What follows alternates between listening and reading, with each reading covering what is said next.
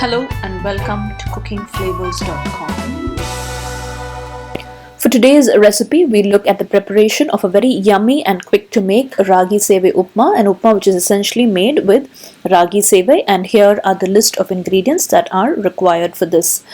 Now I'm using the ready-made Ragi Sevai that is available in all departmental stores nowadays, and follow the packet instructions to do the initial prep work for this. So in plain water or room temperature water, I'm adding the required amount of salt. Always remember, when you add salt directly to the water before adding the main ingredient, make sure the salt is a little sharp on your tongue. Only then when you add the main ingredient, it will be just right. Now after this, I'm adding in the Ragi Sevai. The packet instruction for me says 3 minutes, but I slightly feel 3 minutes is a little less, so I always give it 4 minutes, and 4 minutes works just perfect for me. The main thing is, a small tip here is, it should soak until the crispness from the Ragi Sevai completely goes away and it looks a little soaky. That's essentially the crispness should completely go away. So exactly 3 to 4 minutes will be just fine. While this is soaking, make sure you make a note of the time. We'll get the steamer ready. Now I'm using my pressure pan. In that I've added enough water, and we'll wait for this water to come to a rolling boil. So you can do this simultaneously while you're getting the Ragi Sevai, the pre-prep work ready. You can get your steamer pot also ready. Now the water has come to a nice rolling boil. Now I've drained out the water completely from the sevai, and I have transferred it into a steamer plate, and I'm putting it into the steamer pot. Now the packet says 5 minutes, so but in between, in the third minute, you can always open and check, make sure there is enough water. So we'll wait for about 2 to 3 minutes. Now you see, at the third minute I opened it to just take a look at it. It looks a little dry. The topmost layer looks a little dry. So what I'm going to do is, I'm going to sprinkle a little bit of water to ensure that it's a little moist and wet. So always make sure to open it in between and make sure it's nice and moist, and also check if there is enough water in the steamer pot as well. Now after I've done that, I'm slightly going to fluff it up with a fork. See, the bottommost layer looks a little white. That's the indication that it has cooked. So the little bit of the brownish color should go away, and it should turn a little from dark brown to a little lighter brown. Then it will be done. I think mine requires another 2 minutes or so, and then we can switch off the stove. So you don't have to stick on to the 5-minute rule. You can just check in between, feel a little in your mouth, and check to see whether it's done or not. You will always know when you feel it in your mouth. Now I've switched off the stove, and we'll do the seasoning. In a kadai, I've added about 1 to 2 tablespoons of oil. This might require a little more oil because the ragi will be a little dry. So to that, once the oil is hot, I'm adding in about a teaspoon of mustard seeds. Once the mustard seeds splutter and crackle, I'm going to add in about a teaspoon of cumin seeds. We'll wait for the cumin seeds to crackle as well, and then I'm going to add in just about half a teaspoon of urad dal.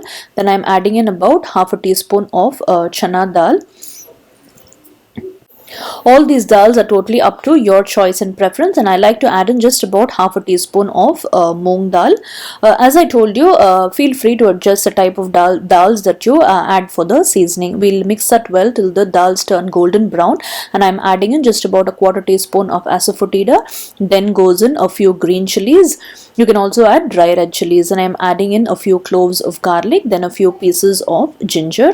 We'll fry them all well till they slightly get fried and sauteed well, and then I'm going to add in a few curry leaves. Along with the curry leaves goes in a few coriander leaves. We'll fry until they emit a good flavor into the oil, and then it's time for us to add in the onions. If you have the sambar vengayam or the pearl onions, well and good, it'll taste really good, but I didn't have it, so I'm adding in the regular onions. Then as usual, a quick tip, for the onions to saute fastly and quickly, I'm adding in just about a pinch of salt, and we'll fry this all well till the onions turn nice and translucent. Now once that's done, I am adding in just about half a carrot that I finely chopped and just about half a capsicum or green bell pepper that I have finely chopped as well. You can feel free to add a lot of other vegetables like French beans, spring onions, small florets of cauliflower, small florets of broccoli, some shredded cabbage.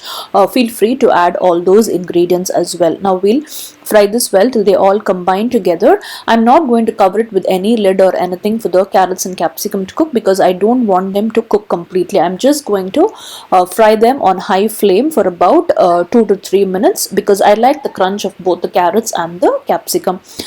Make sure you retain the crunch so that it will taste really well when the upma comes together. So we'll wait for about 2 to 3 minutes.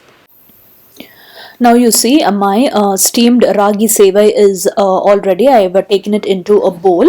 It might look a little sticky and lumpy, but once you add it in the kadai with all the other ingredients, it will look perfectly fine. I'll show you that. And when you add it into the kadai, make sure you put it in a very dispersed fashion. If you're going to transfer it all as a whole lump, it's going to be very difficult for you to mix it. So make sure you put it in a very dispersed fashion, and we'll mix this all well. As you keep mixing it, you can see that it will get separated nicely. At this point, if you want, you can also add in a teaspoon of ghee for an elevated taste and flavor, and kids would love it if you add in a small teaspoon of ghee as well. Now you have to check for salt. We've already added salt in the ragi sevai while soaking it, but you can always adjust if you need more, but you can't add the entire salt here because it will not mix well with the ragi. You have to make sure to add the salt while soaking the ragi itself. This is only an adjustment of extra salt which is needed. So we'll mix this all well till the salt combines, and we'll switch off the stove. Now after switching off the stove, to highlight the taste of the entire ragi sevai upma, I'm squeezing in some lemon juice. I like a lot of lemon juice because I've added in some extra green chilies to balance the spice. I'm going to squeeze in the juice from half of a lemon because I have a lot of ragi sevai today, and finally garnishing it with a few coriander leaves. After adding the coriander leaves, we'll give it a nice mix and toss, and a perfectly yummy and quick to make Ragi Sevai Upma is ready. Instead of making it the sweet version all the time, make it like this. It's a healthy. You add in a lot of vegetables and you can cut on the calories from the sugar.